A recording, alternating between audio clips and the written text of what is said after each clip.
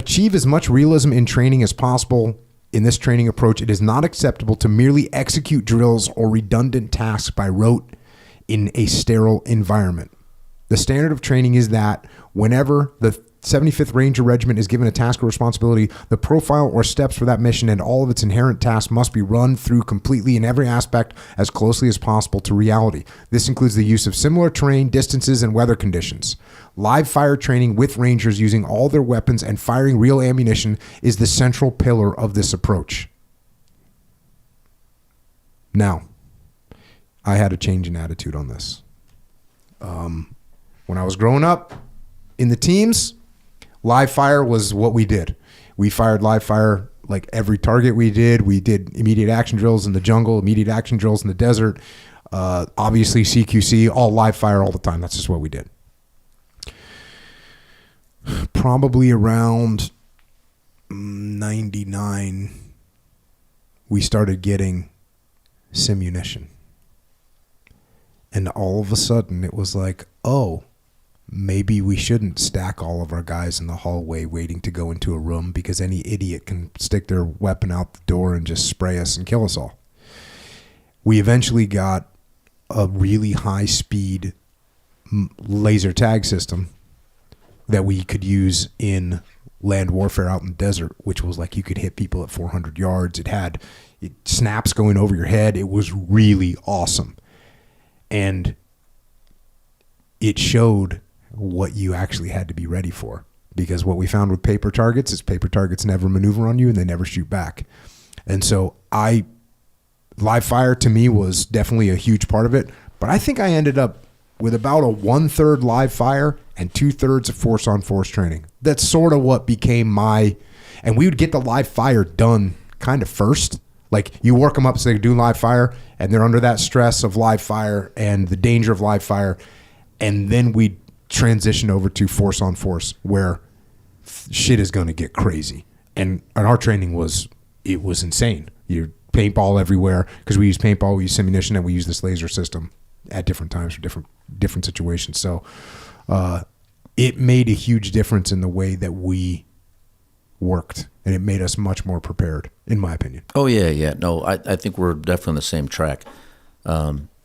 Simunitions, force on force, so the enemy has a vote, absolutely critical. What I'm really trying to get at here, I'm not so much saying that every training event has to be live fire. What I'm saying is your live fire events have to be realistic. Mm-hmm. There's so many instances I've seen in the Army especially where they want to have guys in orange vests, they want to have guys with orange flags, they want to have a yellow stake to the left and yellow stake to the right, and when you maneuver your vehicle or into position, then you can shoot. No.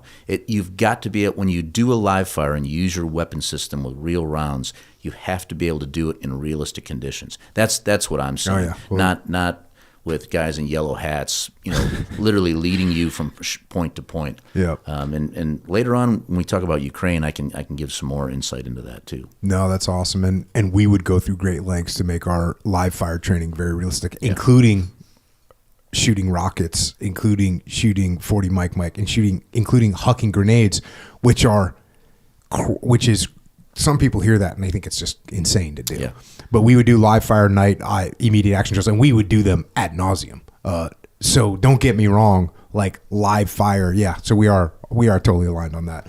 The live fire has to be realistic, and if you make it so controlled that there's no thought happening anymore, it's not really that helpful. And also, even with the simunition or the laser tag stuff, there's certain things that you can do with that's not realistic as well, where you can get some bad habits from that. So you gotta do both. Yeah, you gotta be good. And I guess one of the things I would say is and it's hard to understand as a civilian, but when we got into the heavy combat aspect in Mogadishu, the live rounds were not what was so unfamiliar to us. We were very familiar with that. And we were actually kind of comfortable in that environment. It's the other things that came from taking casualties, from the enemy having a vote, but using the live weapons and even receiving fire back was not that unfamiliar to us because we were so well trained. Fast forward a little bit. I've made brief mention of the methodical, extensive, and intensive training that goes into selecting and training an individual Delta operator. And you say the same thing about Rangers. Similarly, the assault teams and various echelons of Delta Squadron receive extensive training as well. In Mogadishu, the performance of the individual Delta operators once again completely validated the system's selectivity and vast amounts of training and resources they received. And this is kind of one of the things we talked about on the last podcast. Like, sure. You just have to have hard freaking training for the troops. And quality over quantity. Excuse me. Yep. Soft tenet. No amount of planning or support can guarantee that a raid will go smoothly. It may not be possible on every mission to achieve complete surprise or bring overwhelming force to a target. The enemy becomes a critical factor in any mission planning. When a resolute enemy fights, they get a vote, and the plan and stand-up combat is often unavoidable. Given these realities, teamwork and unit cohesion are critical, and the ad hoc nature of a task force must be absolutely minimized. The, quote, pickup team approach should not be permitted in mission-critical areas.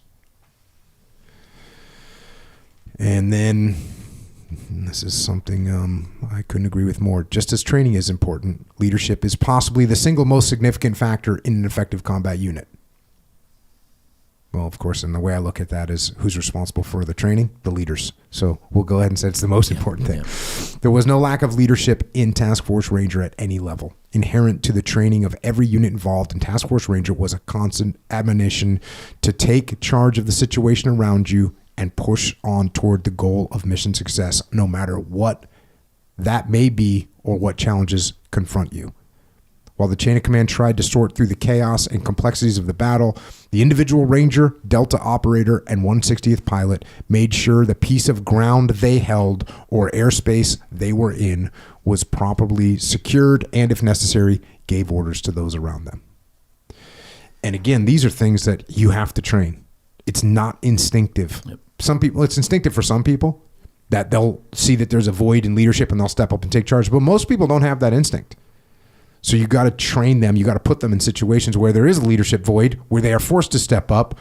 And then when they don't step up, you got to train them. Okay, how do you detect that leadership void? How do you become the one that steps up and starts making things happen? You say this, as a soldier and combat veteran, I've personally experienced, to varying degrees, many aspects of the different types of campaigns, battles, and military operations that I have read about in history, with one notable exception. I've never experienced being in a unit that has broken under the pressure of the enemy. And I'll close out the book with this. The assault force fighting around the crash site of Super 61 certainly felt immense pressure from the enemy as waves of Somali gunmen relentlessly closed in on us and thousands more pressed in from nearby crowds and surrounding city.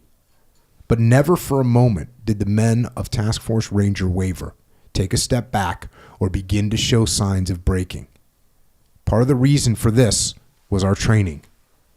But the overriding factor was the immense confidence we had in each other, underlining a determination that no matter what came, we would never quit, give up, or run. That level of cohesion and high morale is a rare thing on the battlefield, and an amazing honor to be part of.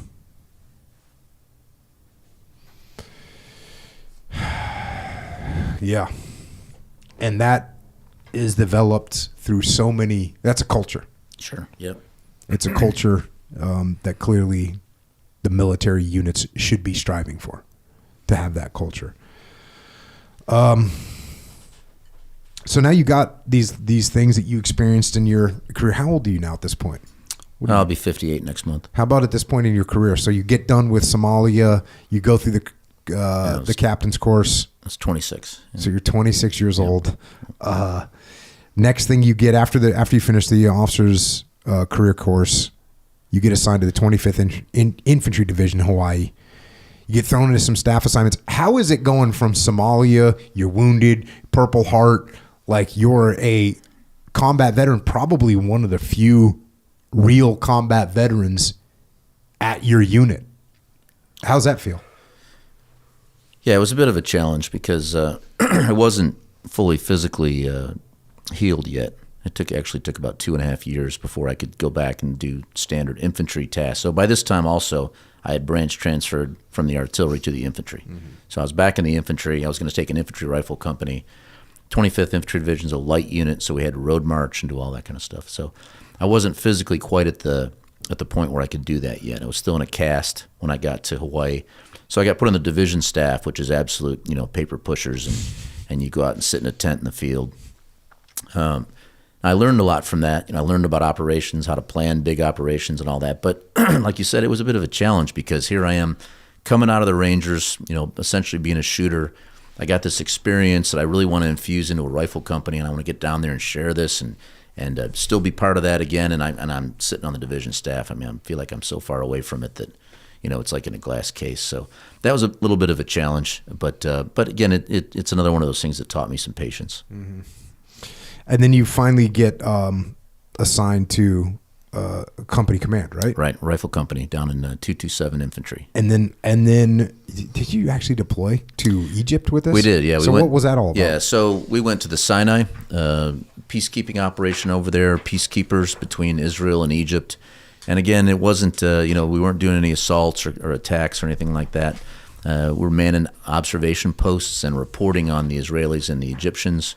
So in a pretty relatively benign role. But the beauty of that, though, was that's not what you did 100% of the time. They would rotate you through that. And so when you were rotated off the outposts, we were back doing training. And the other beauty of it was you had some ammunition there, but most people just came over there and sat in the outpost. So we had all this ammunition built up. So I was able to take my company and do lots of live fire and get a lot of that out of my system again. So what was after that? Did you do the Dominican Republic intervention? No. Haiti came up, and I was in the advanced course after. I know what it is. I got to know. One of my notes in here. I was wondering what the hell am I talking about? It's because you became an aide. That's right. Yeah. And you were aide to Major General Steve Silvasi. Am I saying that right? Steve Silvasi. Yes. Yeah. Steve Silvasi was almost a relic. He was this most senior 2-star on active duty, about 35 years. He'd been in the Dom Rep. He'd been in multiple tours in Vietnam. An absolute hero. And he really had this old school, went to West Point before there was women.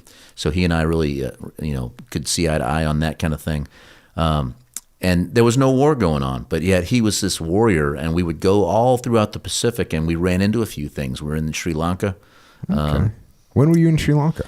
In Sri Lanka in about 97 during the Tamil Tiger. I was there in either 97 or 98. Yeah, we were there working with the government troops. We were working with their SBS. Okay. Yeah.